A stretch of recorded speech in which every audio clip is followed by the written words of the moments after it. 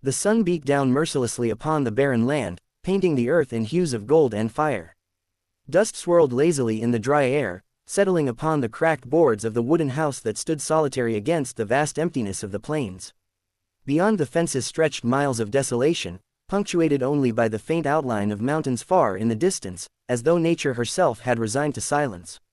Near the wooden gate stood a man whose face was lined with the weight of choices and years of solitude. His name was Samuel Carter, a rancher hardened by both labor and loss. His hands, scarred from rope burns and tools, gripped the fence as he leaned forward, his sharp eyes watching the figures before him. He had seen many strange things in his life, but nothing compared to the sight that now held him frozen. 6 young women, kneeling on the dusty ground, all bearing a striking resemblance to one another, as though they had stepped out of a dream, or a curse. Their hair glimmered like burnished copper beneath the sun, their eyes reflecting both fear and defiance.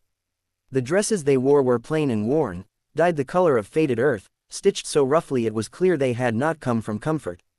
They knelt in silence, their breaths shallow, awaiting his words. Samuel could feel their gazes like weights pressing upon his chest, each face mirroring the others. They were not merely sisters, they seemed like shadows of the same being, as if fate had chosen to multiply one soul into many bodies. For a long moment, Samuel said nothing. He merely studied them, his thoughts churning. Behind him, the ranch creaked in the wind, the empty house whispering like a graveyard. Finally, his voice broke the silence, low and deliberate. "Where did you come from?" he asked. The women exchanged glances, hesitant, as though words themselves might betray them. Finally, the one closest to him, her voice steady but laced with sorrow, spoke. "We have come from the Hollow Valley," she said. "Our father is dead, our home is gone. We have nowhere else to turn." Samuel's brows furrowed. The Hollow Valley, a cursed name whispered in taverns, avoided even by the desperate. That land had been abandoned years ago after fires consumed the forests and disease took root. Some said it was cursed, others said it was the greed of men that left it barren. But no one had spoken of families still living there. "And yet," Samuel said slowly, his voice rough, "you all bear the same face. Like mirrors, one after another. What devilry is this?" The women flinched, not at the harshness of his tone, but at the memory it awoke within them. "We are not devils," another spoke, her eyes shining fiercely. "We are sisters, daughters of Elias Blackwood." At that name, Samuel's breath caught. Elias Blackwood, a name that still lingered in the dusty annals of the frontier, a man both revered and feared. Blackwood had been a visionary rancher, but also a recluse, who vanished from public life decades ago. Rumors had spread, some claimed he struck gold, others that he dabbled in unnatural sciences. Samuel himself had once known the man, long before the world swallowed him in mystery. "You mean to tell me Elias is dead?" Samuel asked, searching their faces. The eldest sister nodded, her lips trembling. 2 winters passed, he kept us hidden, away from the world. When the fever came, he was the last to fall. He made us promise to leave the valley if we ever wished to live. Samuel's eyes narrowed. He could almost see Elias in their faces, the sharp cheekbones, the intensity of gaze. And yet, something unsettled him. Elias had been a man obsessed with perfection, with shaping the world in his vision. 6 daughters, all nearly identical, born to a man who trusted no one. What had he done in that valley?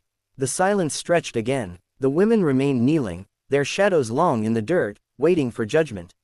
"You should not have come here," Samuel muttered at last. "This land has no room for strangers. My house is empty, and my days are long gone. I have nothing for you." The youngest sister, her face flushed with desperation, pressed her hands together. "Please, sir, if you turn us away, we will die. There is no one else left. We have walked for days without food, without water.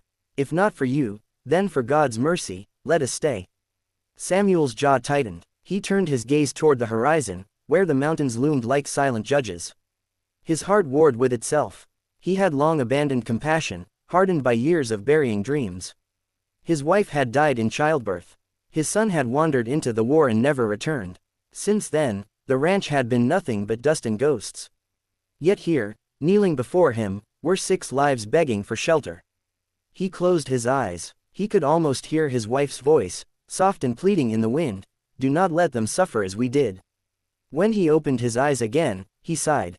"Stand," he commanded. The sisters rose slowly, their movements graceful despite their weariness. "You may stay," Samuel said, though his tone was reluctant. "But know this, I offer no comfort, no riches. Only hard work. If you cannot work, you cannot stay." A flicker of relief crossed their faces, mingled with fear. They nodded in unison. And so it began. Days turned into weeks, and the ranch that had long been silent now echoed with the presence of 6 women. They tended the animals, repaired fences, scrubbed the house until it breathed life again. Their laughter, though faint at first, grew bolder with time, weaving through the dusty air like forgotten music. Samuel watched them quietly, his stern eyes betraying little, though something within him began to stir, a crack in the stone that grief had built around his soul. Yet not all was peace. Strange whispers followed the sisters wherever they went. The townsfolk, upon glimpsing them at the market, crossed themselves and muttered of witchcraft. 6 identical daughters of Elias Blackwood. It was an omen, they said. A curse. Some claimed they could charm animals with their voices, others that they walked without leaving shadows. Fear grew like weeds. Samuel defended them when he could, but doubt gnawed at him too. At night, when the wind howled through the cracks of his cabin, he wondered. Why had Elias hidden them? Why had they been born so alike, like replicas forged in secret? One evening, as the sun bled crimson over the horizon, Samuel found the eldest sister, Clara, sitting alone by the corral. "You carry his name heavy," Samuel said, approaching slowly. Clara looked up, her face solemn. "Our father's sins are not ours to bear." "And what sins would those be?"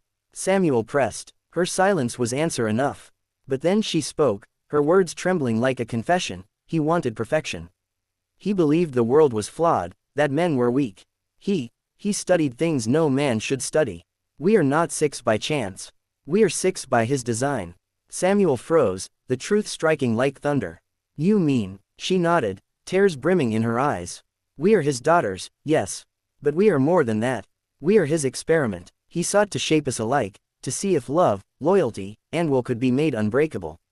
We are sisters, but we are also creations of his obsession." Samuel felt the ground shift beneath him. The whispers, the fear, it all had roots deeper than he imagined. These women were not merely lost daughters, they were the legacy of a man who defied nature itself. Still, when he looked into Clara's tear-streaked face, he saw no monster, no curse, only a soul pleading to be free. "You are not your father's sin," Samuel said firmly. "You are your own." The days that followed tested them all. The town grew hostile, demanding Samuel cast the sisters out. A preacher arrived, declaring them abominations. One night, fire was set to the barn, the flames nearly consuming all they had rebuilt. Yet through it all, the sisters worked beside Samuel, their determination unshaken. In their unity, Samuel found strength he had long lost. Where once his ranch was barren, now it flourished. Where once his heart was ash, now it stirred with purpose. And in their eyes, he saw not Elias Blackwood's ambition, but the resilience of daughters who wanted only to live. But fate was not kind. One stormy night, a mob came, torches in hand, demanding the sisters be surrendered. Samuel stood at the gate, his rifle steady, his voice unyielding. "You will not touch them," he said.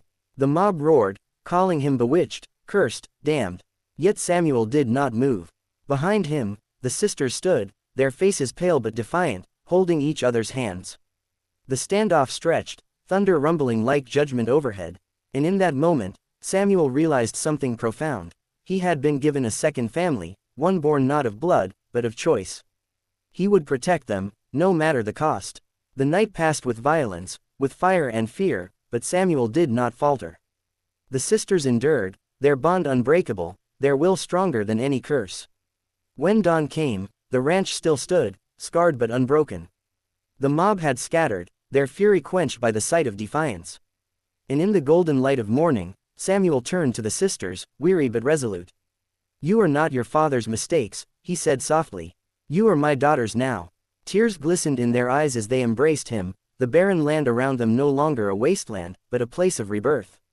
And though the whispers never ceased, though the shadows of Elias Blackwood's sins lingered, the sisters found a home at last, not by blood, nor by perfection, but by love that defied the cruel hand of fate.